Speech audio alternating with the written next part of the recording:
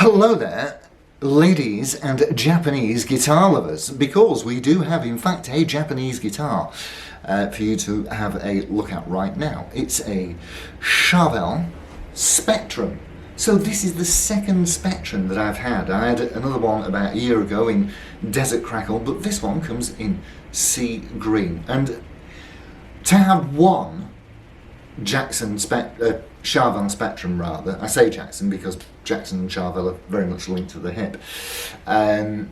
So yes, to have one Charvel Spectrum is quite amazing. To have had two in my hands is just astonishing. This one, as it turns out, does not belong to me. I believe it is currently for sale on eBay. So, usual kind of thing, we'll have a listen to it within a musical setting, a little bit of a tune, and then I'll run you through the pickups and we'll have a listen to what sort of sounds that it makes, and then I will tell you what I can about it. Let's go.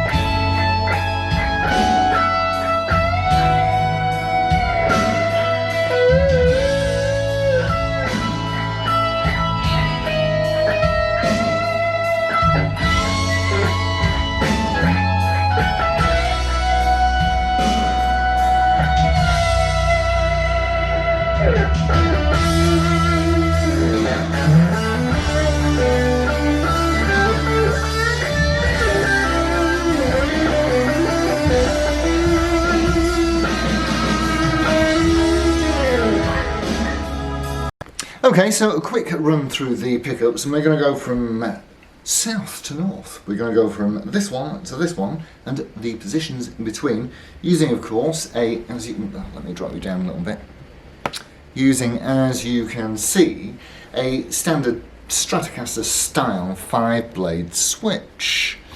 Okay, so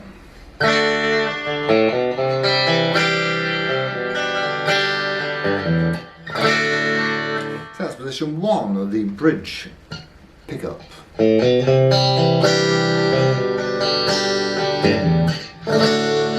That's position 2 between the bridge and the centre. Now the centre.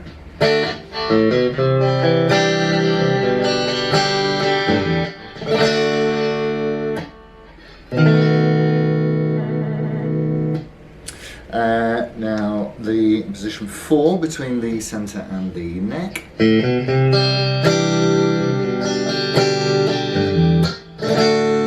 And you can hear it getting progressively warmer as we move through from the bridge to the neck. So finally, the bridge position. And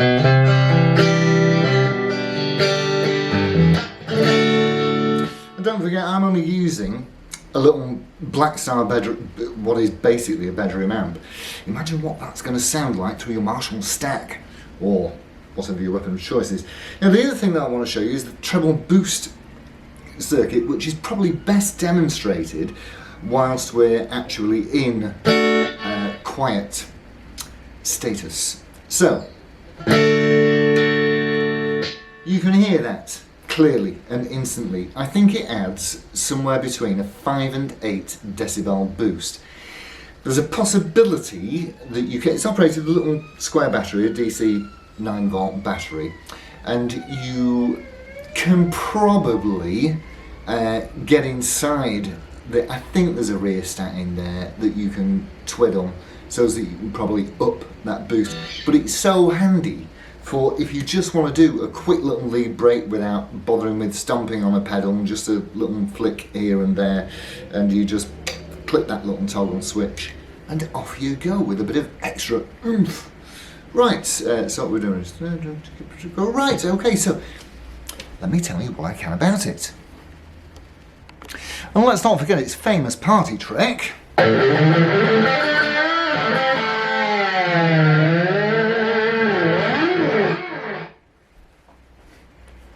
Okay, well, I hope that gave you some indication as to what you can get out of it. As I say, I'm only using a little Bedstar Black Room amp. Easy for me to say, a little Black Star bedroom amp, of course. So, although this is probably my favourite amp, I'm waffling, I know.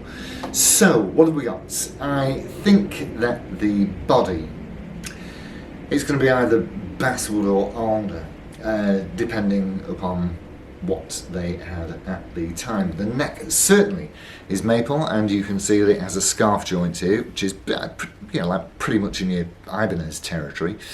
You've got the little tools for adjusting this and that, and I think that are they Jackson branded? Yeah, and you've got Jackson branded Goto style tuners. This particular instrument, there's very, very, very few marks on it. There's a tiny chip out of the headstock. The pointy bits always get it. But other than the expected little lacquer defects around the neck pocket, there's a tiny hairline, like I say, tiny hairline lacquer crack, but no gaps, no open wounds, and that's what we want to look for with these. So you've got a bolt-on neck, tells you it was made in Japan. I didn't bother googling the serial number because they only made them from 89 to 91, so we know that it's either 89, 90 or 91. Now, what do we have? Oh, you've got a reverse headstock. Reverse headstocks are a bit of a nuisance unless you have a locking nut, because then of course you make any of your tuning adjustments here with these fine tuning thumb wheels.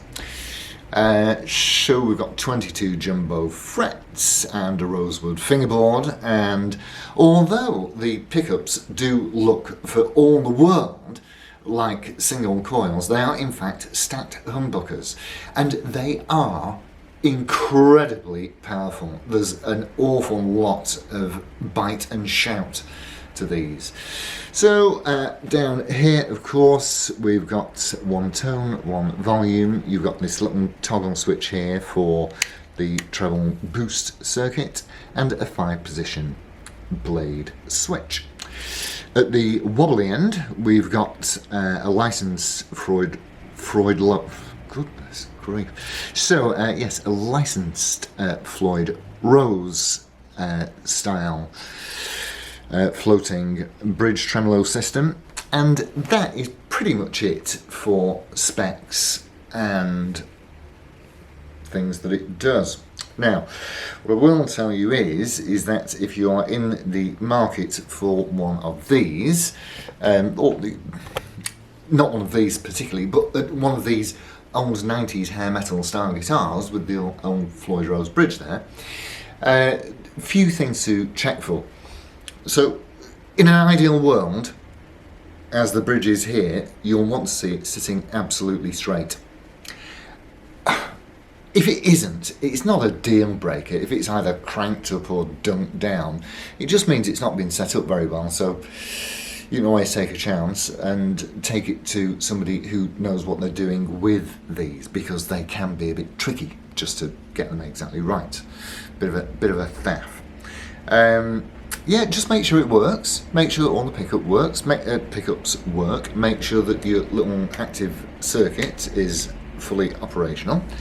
If it's not, it could just be something as simple as a new battery. Make sure all the bits are there, because although they're not expensive, it's a nuisance if you've got to send off for them. And as usual, of course, you don't. Like I say, you want to make sure that there's no gaping holes in the thing. Like I said, that little bit of a lacquer defect there is nothing. As long as the neck's not wobbling about, you'll be just fine. So that's it from me and the Charvel for today. Thanks all ever so much for tuning in, and I'll see you soon. It's adios amigos. Ta-ra.